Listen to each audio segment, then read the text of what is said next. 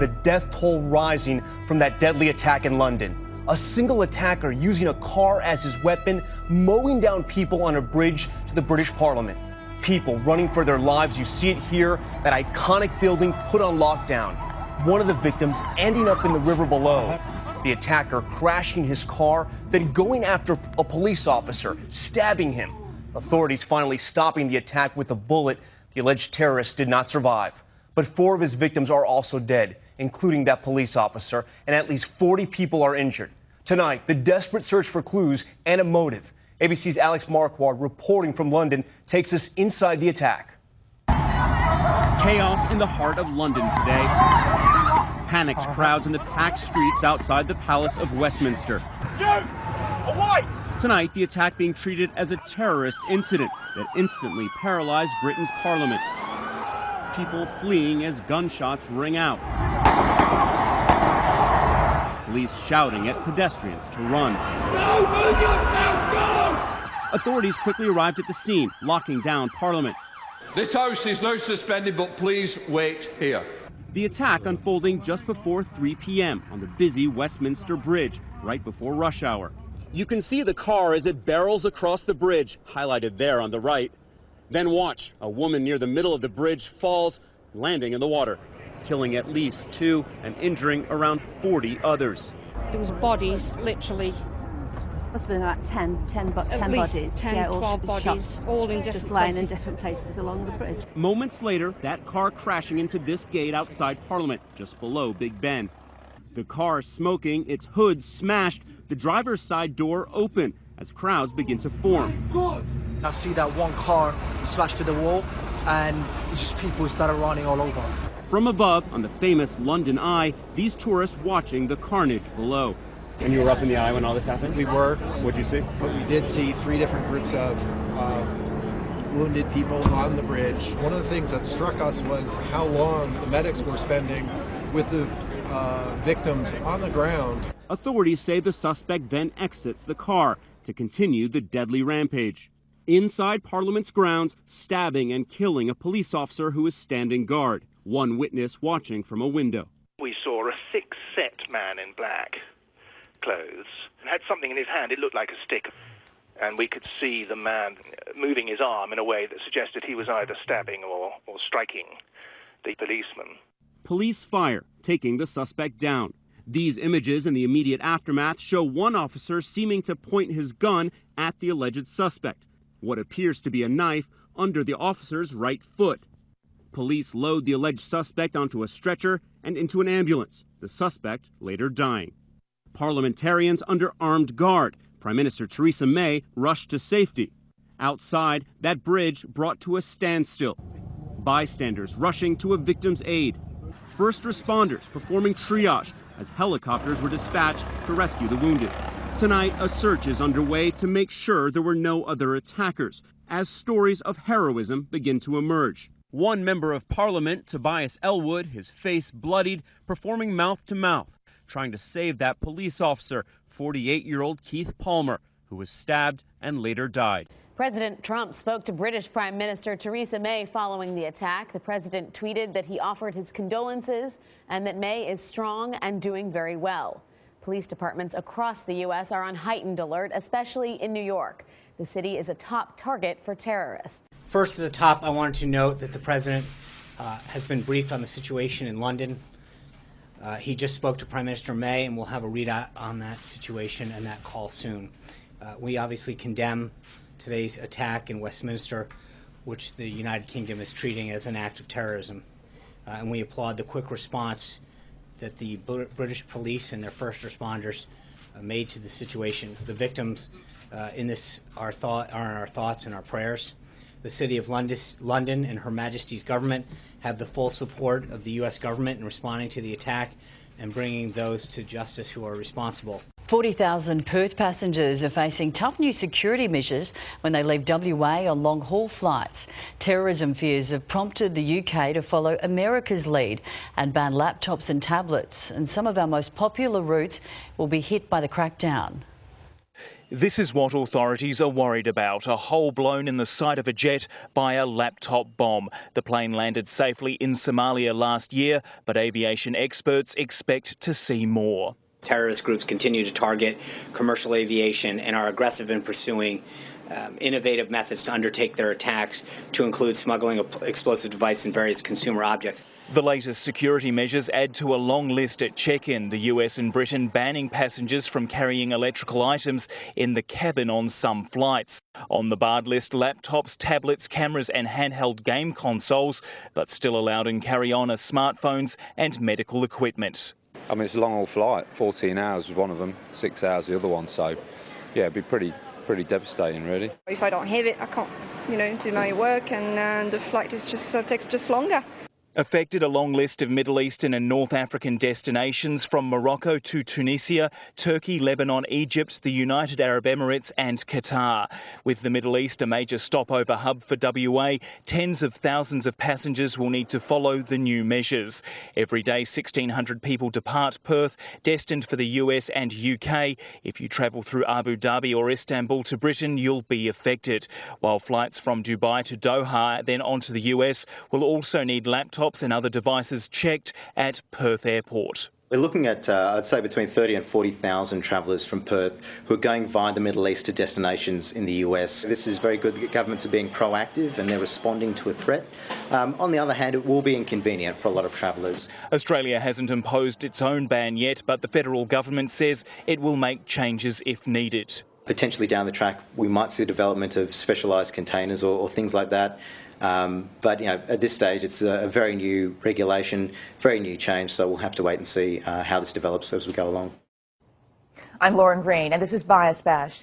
Parents of students at Rockville High School in Maryland are voicing outrage and demanding answers days after police say a 14-year-old girl was raped by 2 other students inside a school bathroom. A major point of contention was that the accused students were in the country illegally. And this story has stirred debate in the press, but there are varying degrees of how the media is making the connection between this case and the national debate over immigration. Los Angeles resisting the federal government, saying it's going to go ahead and expand protections for immigrants, whether they're here legally or not. Mayor Eric Garcetti signing an executive order broadening rules on immigration policy. The directive now bans airport police and the fire department from asking anyone about their immigration status. Those personnel will now follow the same policies as the LAPD. When a big one hits, hopefully you're not along the coast. It could sink as much as 3 feet in just seconds. That's not good. Yeah. CBS 2 Orange County reporter Michelle Geely is live in Huntington Harbor with revelations from a new earthquake study. Michelle. This is so interesting. Imagine really your house dropping 3 feet, especially if you live at sea level. A team of geologists came out. They were originally looking for tsunamis, but they made another disturbing find along the fault that I'm standing on right now, the Newport Inglewood fault that runs from Beverly Hills to Newport and then connects with another fault going to San Diego. Add the word sink to shake, rattle, and roll when the next big earthquake hits Southern California. Local geologists have new evidence along the Newport Inglewood fault that during large prehistoric earthquakes over 7.0, the Seal Beach wetlands dropped between 1.5 and 3 feet in a matter of seconds. The question scientists have now is which coastal communities could be at risk of sinking. During a large earthquake along this fault, we'd see instantaneous sinking of the wetlands. We'd see water coming in from the ocean, filling that spot. You'd probably have differential liquefaction as a result of the type of sediments. It would be pretty bad. Cal State Fullerton geology professor Matthew Kirby led the research. The soil samples were gathered in a nature preserve in Orange County. To the kind of southeast of the Seal Beach wetlands is now this right here, Sunset Beach and Huntington Harbor. Along Pacific Coast Highway is Huntington Harbor, heavily developed in comparison, but on the same fault, homes built on the wetlands. Well, certainly if I was living in the Huntington Harbor area today, knowing that it's built on what were once wetlands, I would probably be a little more concerned than I was just a day ago. Because of my yacht. Toby Arkandana moved into his waterfront dream home 18 years ago. Tsunamis are a worry, but not sinking. And the only thing that concerns me is tsunami, like I told you. But if the ground drops, I'm going to jump on my boat and get out of here. I've seen them hauling in all the boulders and the gravel and stuff to repair it with. Will state workers be able to fix this hole in the Oroville Dam spillway in time? That's the question the entire town is asking itself. Who knows? Hopefully they do. I hope so. That way we don't have a catastrophe again. Team of experts says the clock is ticking. According to the Associated Press, a federally created investigating team released a report stating the main spillway must be repaired by November. The state faces a, quote, very significant risk. Do you think they'll get it done by November 1st? No.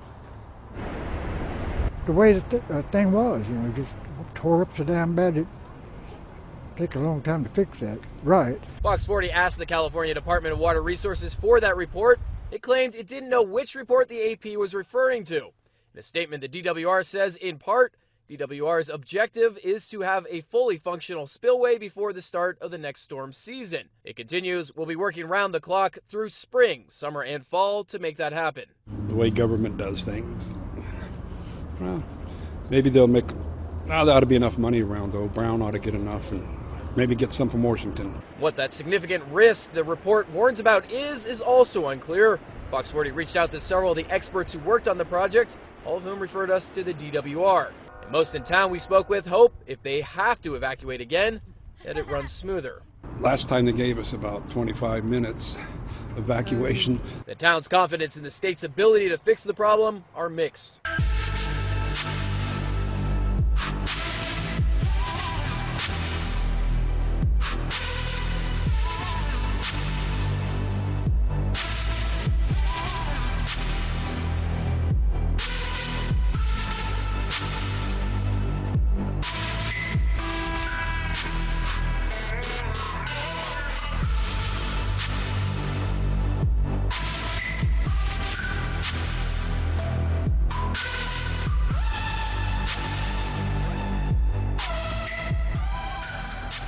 Germany's cabinet backed a bill that could pardon thousands of men who were convicted of homosexuality after World War II. From 1945 to 1994, about 68,300 men were convicted under the German legislation known as Paragraph 175. The statute prohibiting acts of unnatural indecency between men was first introduced in the German Empire in 1871. It was rarely enforced until Adolf Hitler's Nazi regime broadened Paragraph 175 in 1935 to include virtually any contact between two men. Homosexuality was decriminalized in East Germany in 1968. It was relaxed a year later in West Germany, but it wasn't until 1994, after the country unified, that Paragraph 175 was completely repealed. If the bill gets passed, men who were convicted and are still alive will receive a lump sum of $3,236 and an additional $1,618 for each year they were in prison. Back in January, the UK government posthumously pardoned thousands of gay and bisexual men who were found guilty of homosexual crimes that no longer exist. The German parliament still needs to approve the bill before it can take effect. North Korea launched another missile this morning, but the test ended in failure. The U.S. Pacific Command detected the launch on the country's eastern coast. The missile exploded within seconds. This follows several successful test launches in the last year. A North Korean envoy told Reuters yesterday the country will pursue acceleration of its nuclear and missile programs. David Martin is at the Pentagon with the latest on that threat. David, good morning. Good morning. This latest attempt came after U.S. intelligence had detected a North Korean mobile missile launcher on the move in what is becoming an increasingly intense game of hide and seek between the U.S. and North Korea. The U.S. military detected the missile launch Wednesday morning near the eastern city of Wonsan. But just seconds after taking off, the rocket exploded in midair. Now, the type of missile fired is still unknown. The message sent by Pyongyang is clear. North Korea will not be stopped by Secretary of State Rex Tillerson's announcement that a preemptive military strike could be on the table.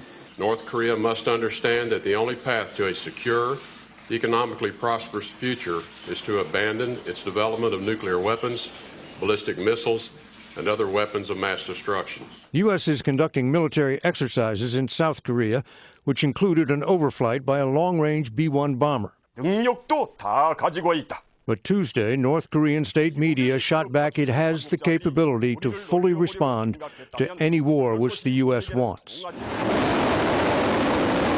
Options to deal with the growing crisis remain limited as Pyongyang inches closer to an intercontinental ballistic missile capable of hitting the U.S.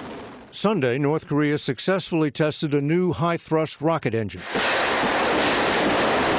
And earlier this month, it launched 4 missiles simultaneously. 3 landed in Japanese waters. The Ukrainian military says saboteurs have blown up an ammunition dump in the east of the country. A string of explosions rending the skies near the town of Balakleya. The base here used to store tank ammunition, about 138,000 tons of it. Rescuers evacuating people from nearby villages, which lie about 100 kilometers from the front line of Ukraine's conflict with Russian-backed separatists. About 20,000 people brought to safety with no one hurt. Kiev says the Russian military or separatists are the likely culprits. The defense minister saying it may have been a drone attack or timed explosive. Some people at the base claiming they heard the sound of an aircraft in the moments before the first blasts. Officials say security around other bases is being beefed up. A newly restored shrine marking one of Christianity's holiest sites reopened this morning in Jerusalem. The shrine at the Church of the Holy Sepulchre commemorates the spot where Christians believe Jesus was buried. The restoration of the 19th century shrine was overseen by Christianity's 3 main denominations. Jonathan Bigliotti in London looks at the results. Jonathan, good morning. Good morning. Centuries of candle smoke and visiting pilgrims had left the shrine discolored, almost black. Restoring it took months of tedious and delicate work, with the religious community anxiously watching on. A pinhole of light illuminates the newly restored shrine, protecting what Christians believe to be the entrance to the cave where Jesus was buried.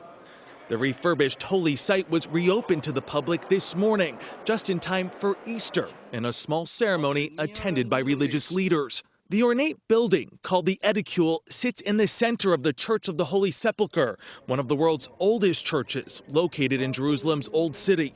Millions of pilgrims visit the site each year, and all that foot traffic, along with time, took its toll, with parts coming loose and warnings that it was structurally unsound. The over $3.5 million restoration began in the fall. It was the first attempt at refurbishing the site in 2 centuries. One of the most dramatic moments came when the cave itself was revealed for the first time in 700 years. Historians found what is believed to be the bench where Jesus' body lay.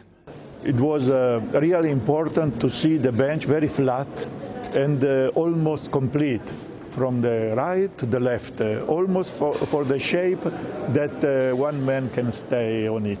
The entrance to the bench has been resealed with marble, but a small window's been added so visitors can see a section of the cave's original wall for themselves.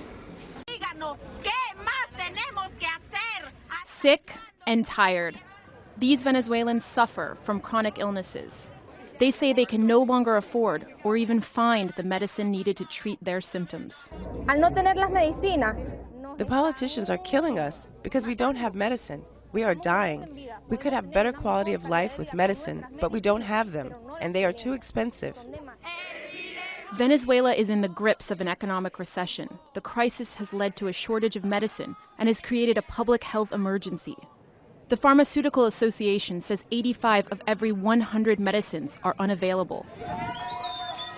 Sufferers of cancer, Parkinson's, and transplant patients united and called for the government to do more.